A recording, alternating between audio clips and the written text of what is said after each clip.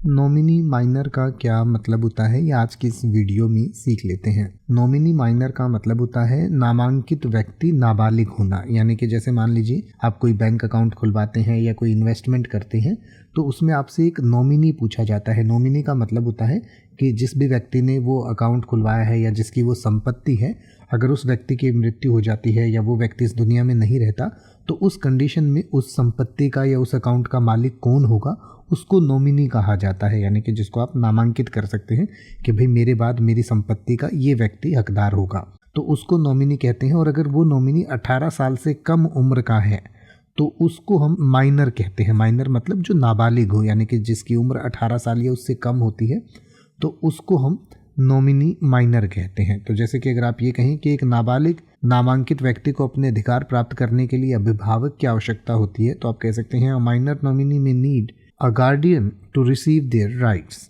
या अगर आप ये कहना चाहें कि कई बैंक खातों में नाबालिगों को नामांकित किया जा सकता है तो आप कह सकते हैं minors can be nominated in many bank accounts. अब आप किसी भी वर्ड का मतलब हिंदी और इंग्लिश में YouTube पर सर्च कर सकते हैं। आपको मेरी वीडियो मिल जाएगी जिसमें आप बिना किसी फालतू बकवास के सीधा उस वर्ड का मतलब समझ पाएंगे। तो ऐसी ही वीडियोस को देखते रहने के लिए चैनल को सब्सक्राइब करें और बेल आइकन को प्रेस करें।